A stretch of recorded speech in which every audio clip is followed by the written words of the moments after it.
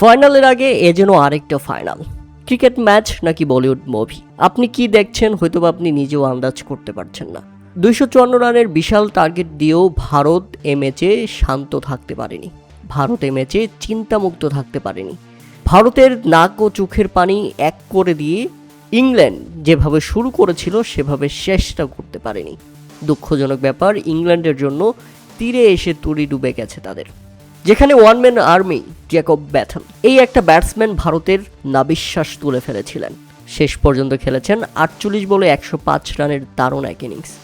তার ইনিংসের সুবাদেই মূলত ভারতের বিপক্ষে চোখ বন্ধ করে লড়াই করে যাচ্ছিল ইংল্যান্ড। যদিও তাদের শুরুটা মোটেও ভালো ছিল না, শুরু থেকেই ব্যর্থ ছিল ইংল্যান্ডের ব্যাটাররা। আপনারা জানলে অবাক হবেন যে মাত্র 13 রানের মধ্যেই ফিলিপ সল্ট, 38 রানের মধ্যেই হ্যারি বুক, রীতিমতো ব্যর্থ জস বাটলার এবং টম ব্যান্টন ফিরে গেলে মাত্র 94 রানের মধ্যেই 4 উইকেট হারিয়ে ফেলে ইংল্যান্ড।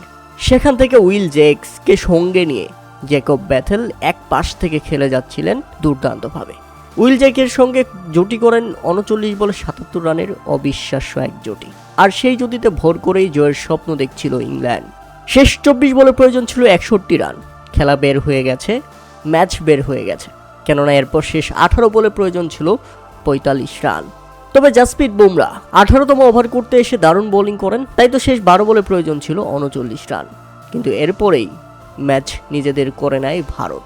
জ্যাকব ব্যাথেল সেঞ্চুরি তুলে নিলেও শেষ 9 বলে যখন প্রয়োজন ছিল 32 রান, এমন সময় আউট হন স্যাম কারন, আর তাতেই ম্যাচ হেরে যায় ইংল্যান্ড।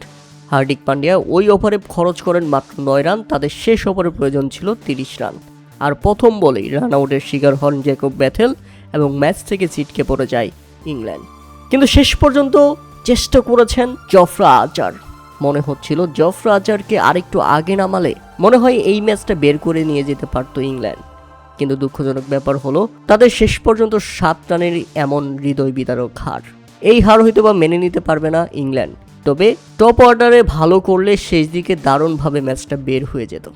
তাতে দেখা গেল ভারতের বিপক্ষে 254 রানের লক্ষ্যে ব্যাটিং করতে নেমেও ইংল্যান্ড যা করেছে সেটা অবিশ্বাস্য এবং অকল্পনীয়।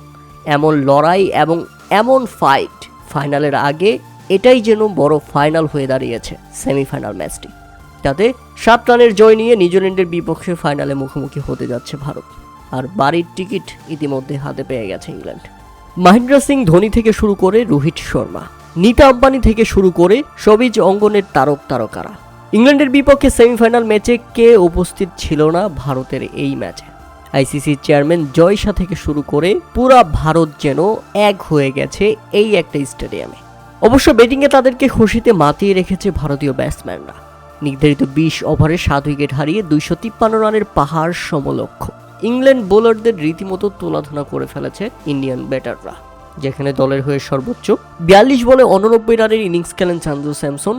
যদিও এই ব্যাটসম্যান 15 রানের মাথায় আউট হতে পারতেন যদি না হ্যারি বুক, ইংল্যান্ডের অধিনায়ক সঞ্জু স্যামসনের সহজ ক্যাচটা ফেলে না দিতেন। এবং দ্বিতীয় সর্বোচ্চ শিবম দুবে 25 বলেই খেলেন 43 রানের চোখধাঁধানো ইনিংস।